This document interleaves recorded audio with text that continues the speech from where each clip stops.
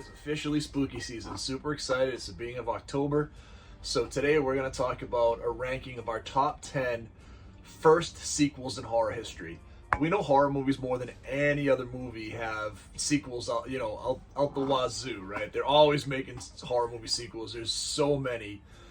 We want to talk about now is we want to talk about the best of the first sequel. So that part 2 in the series, which ones were the best of that series.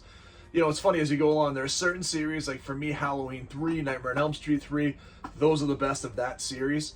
But there are a lot of movies where, the first sequel is really, really good and super underrated. So we're going to go through and give you our top 10 today to give you a little insight into the movies and tell you why. So we'll start off with our first movie on the list. Number 10 on our list is going to be Evil Dead 2. 1987, Sam Raimi, Bruce Campbell are back together, making a pseudo-remake of the original Evil Dead movie.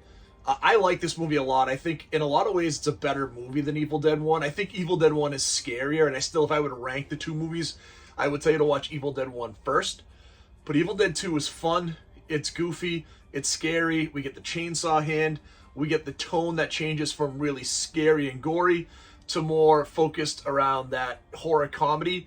Bruce Campbell really finds his voice in this. I talked about in the first review, or the review I did last year on the Evil Dead series, Bruce Campbell in Evil Dead 1 is kind of the worst actor in the movie.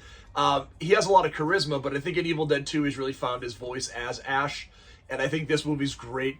We see the iconic scene, in the cabin with the deer, laughing at Ash.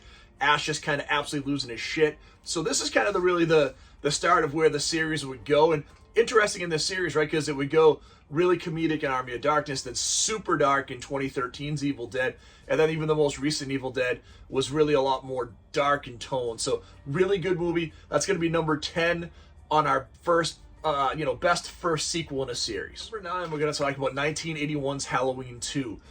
Rick Rosenthal directed this one, right? So he took the directing duties over from John Carpenter. What I like about this movie, though, is it really is a continuation of that first night. And if you know the story of Halloween 2 and then Halloween 3, John Carpenter, Deborah Hill, they wanted to kind of kill off Michael. They thought it was a perfect 2-arc series. So part 2 continues right on from where part 1 ends. We get right into, the scariest part of the movie. I think this is the scariest out of all the Halloween movies. I mean, maybe when you get to some of the later movies, like the Rob Zombie part 1 is pretty scary, and then even like the first of the new Halloween series in 2018. But this one's a little more nasty, definitely more gore, more violence.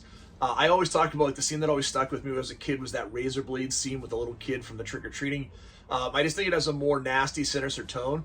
I think it does a really good job of keeping with that same theme. I think, again, if you watch 1 and 2 together, it's kind of a perfect 2-movie watch. So I like this one very much. I would definitely recommend it to you. Again, Halloween 1 is a better movie, but this is a really good first sequel, and I think it's one of the best first sequels made ever. So that's going to be our number 9 movie, Halloween 2 from 1981. Okay, number 8 on our list is going to be 1978's Jaws 2. I talked about this movie before, too. I like this movie. We still have Spielberg. We still obviously have Chief Brody, right? So we have Roy Scheider returning for the movie. We don't have Hooper. We don't have Quinn. Obviously, Quentin died.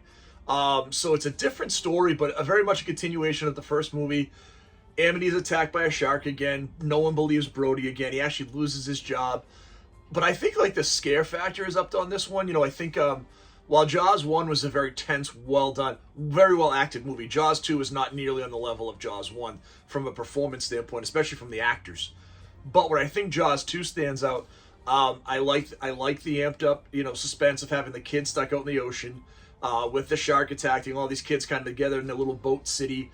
I love the helicopter scene, even though I know it's super cheesy. That scene always stuck out to me, right, where the pilot's trying to rescue them, and then the helicopter gets attacked by the shark.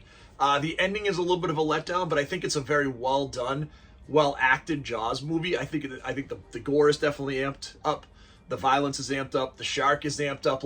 It's definitely when you think of a sequel, especially a horror sequel, it's everything you want because it's a horror movie that's amplified to that next level, and I think it's very well done. I like Jaws 2. I said this before.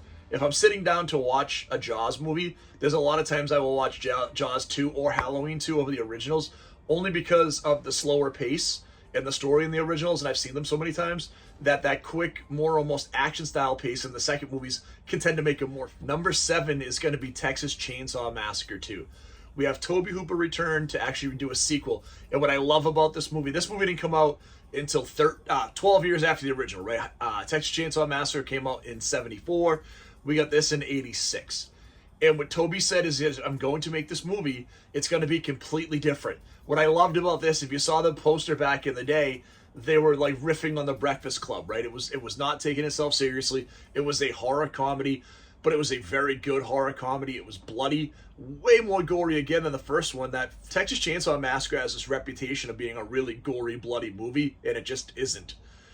This movie is bloody, it's gory. Dennis Hopper, like, this movie is wildly over the top. Bill Moseley as Chop Top, who might be the best character in the whole series. Just super well done. Really some grim scenes in there, some love interest in the movie. It's just kind of a wild, over-the-top movie. Again, when you're thinking about, I always go back to the Scream movies when, you know, Randy's telling the kids when there's a sequel, everything is amplified. That is what this movie is. Everything is amplified. Dennis Hopper is just kind of, you know, being his regular batshit crazy self. He's like Nick Cage, man. When I see him in a movie, I know I'm going to get a crazy performance, and I'm totally fine with that because he's so good at what he does. And the fact that we got him in a horror movie like this is great. So this is another fun movie if you're looking for something to watch. And again, you want that gore level, the action level amplified like we just talked about with Halloween 2 and Jaws 2. I think Texas Chainsaw Massacre is that same movie. Man, I love Texas Chainsaw Massacre. But that last dinner table scene is so bleak and so gloomy. Like, you feel so, like, weighed down. It's so leaden. So by the end of it, you're just beat down and you're like, man, I don't know if I can deal with this again. The fact that I can get a movie like Texas Chainsaw Massacre 2 where I can get all that same spirit, but I don't feel beat down, run down, worn down when I'm done watching it. And some horror movies are made to be that way. You know, you think about Hereditary, The Babadook. I put Texas Chainsaw Massacre 1 into that, where it's like really, really good, but really downbeat and really downtrodden, and it kind of wears you out as you're watching the movie. Texas Chainsaw Massacre is not that movie. It's fun, it's well done, gory. Please check it out. I like it very much. I think it's one of the best 10 second movies in a franchise of all time. Number 6 is going to be Final Destination 2. I'm going to keep this one really brief. I like Final Destination the best out of all the Final Destination movies for one simple reason.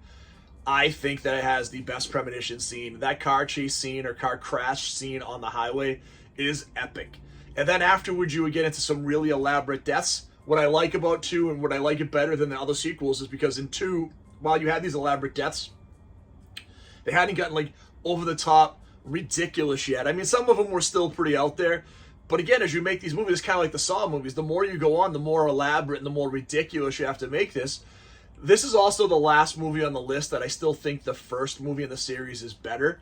When we get to these next movies, I actually tend to like these movies better than the originals. But Final Destination 2, watch it, especially just for that beginning car crash scene. It's all done practically, or a majority of it's done practically, and it's epic. It looks amazing, great gore, great scares. Final Destination movies hadn't jumped the shark yet, so they were still really good. So this one's absolutely one of my favorites. Number 5, Friday the 13th Part 2. 1981, Baghead Jason. I've said this a million times. One of my first reviews I ever did on this channel was ranking the Friday the 13th movies. I have Friday the 13th Part 2 as my favorite Friday the 13th movie. 4 years later, that hasn't changed. Baghead Jason is still the scariest Jason. I think I took down that prop when I was moving some stuff around. But Baghead Jason, right here. Baghead Jason, the scariest out of all these Jasons. I don't care what anybody says. Baghead Jason is really good. I think this sequel, Ginny, is the best final girl in the movie. It has the scene in the cabin, which I've said a bunch of times, where Ginny is like, there's somebody in this room. There's somebody in this fucking room. It is by far the scariest scene in the series. I can't say enough about the movie. Again, had it really retconned anything, it was just a scary, you know, hillbilly in the woods movie. Super well done. I love this movie. By far the best Friday the 13th movie, in my opinion. The one I will watch when I get a chance to watch one. The one I recommend to everybody. Great deaths. You know, Mark's death going down the stairs. Like I said, Jenny as the final girl. That really scary scene. Please check this one out. I still think it's the best in the series. And I know, obviously, the hockey mask could be more iconic. Obviously, it's sitting right here. But Baghead Jason, I think, is scarier. I just think that hillbilly, that small kind of more mountain man hillbilly type person is way scarier than when you get this hulking character in a hockey mask that would come along later in the series. Number 4 is going to be one of my favorite movies of the last 5 years, irregardless of sequel, horror movie, whatever, and it's going to be Pearl, the prequel slash sequel to X from Ty West starring Mia Goth. Man, this movie's amazing. I've talked a ton about it. If you haven't seen it, check out my initial review. I talk about Mia Goth's acting and that monologue at the end, which is absolutely incredible. It's a slow burn movie, but it's so well done. It takes place in 1918, so it's at the end of World War One, end of the Spanish-American flu. So there's a pandemic element into this movie, which was relevant when this one came out in 2022. I can't say enough good things about this movie. Unfortunately, Maxine that came out this year was kind of a letdown for me, but I really liked X. But I love Pearl. I would say out of the trilogy, Pearl is by far the best. And Mia Goth deserves all of her flowers for that movie because her performance was amazing. So for number 3, let's talk about Dawn of the Dead. And here's what's tough on this. I don't have a problem talking about the 1978 George Romero or the 2004 Zack Snyder. I think they're both incredible sequels. Obviously we had the original Dawn of the Dead in 1968 by Romero. We had the remake in 1990 by Tom Savini. I think both versions of Dawn of the Dead surpassed the original Night of the Living Dead. So this is kind of a twofer. And I like them both for different reasons, right? I think in 78 it was more of a social commentary on consumerism in the mall. I think 2004, it's just scary as hell. Like the opening scene in 2004's Dawn of the Dead is one of the best opening scenes in any movie ever. I think the 78 movie does a better job continuing the story all the way through. I don't love the ending of 2004's because I think it was a little contrived. Like I don't think they needed to leave. I think they could have stayed in the mall. I think going to the island was kind of dumb. But you got great gore effects in both movies. Both are excellent. So for this particular example, I am going to use 1978, but I will tell you that I firmly believe in the top 3 spot, both Dawn of the Dead movies as sequels to the Night of the Living Dead movies are 2 of the best sequels ever made in that same series. They're both excellent. Hey, let's talk about one of the best horror sequels of all time. And like I said, I believe a lot of these movies in the front are better than the original movies. And we're going to talk about 1935's Bride of Frankenstein. James Whale directing the movie. It's so hard not to say like a perfect sequel, but I really believe it's a perfect sequel. Like having the bride be a focal character, bringing the monster a love interest, so expanding upon the mythos of the monster from the first movie. Again, great special effects. Eliza Lanchester as the bride with the iconic conical hair, the amazing look that always just stood the test of time. We have her right here. We have Frankenstein right here. Like, it's just so iconic. Again, I think it's probably overused, but I think it's from all of the Universal Monster sequels, I think this is the best sequel. I put this up there. I really like Frankenstein versus the Wolfman. I think that's an excellent sequel as well. I think, the Frankenstein movies tended to get the best sequels in the series. And I think the series just really stands the test of time. It's incredibly well made. So this is, again, an excellent movie. And if you had to sit down and just watch one during Halloween season, I actually would recommend watching Bride. I think you can watch Bride without watching, the original Frankenstein and really enjoy the heck out of it with no problem. So that's our number 2 out of our greatest sequels of all time. Coming up is going to be our number 1 on the list. So there's a couple of honorable mentions in here before we get to the top one that I wanted to talk about. The second movie in the Psycho series is criminally underrated. Anthony Perkins comes back and does an absolutely incredible job. So I really like that movie quite a bit. The sequel in the Fly series, the original Fly movies from the 50s where Vincent Price would come back. And in this movie, his nephew would come in and continue some of the work that his father was doing in the original. I think is also a criminally underrated sequel. And the last one I'll hit on is Freddy's Revenge, which again, I think doesn't get enough love. I think, because the problem is 1 and 3 are almost perfect movies. 2 is very flawed, but 2 is still a really good movie. So check out Nightmare on Elm Street Part 2, Freddy's Revenge. It is a very, very good movie. But let's get to our number 1, first sequel in a horror franchise of all time. That's going to be Aliens. Now, this one might be a little controversial, and I'll tell you why. A lot of people don't look at Aliens as a horror movie, and it probably isn't. It's more of a sci-fi action movie.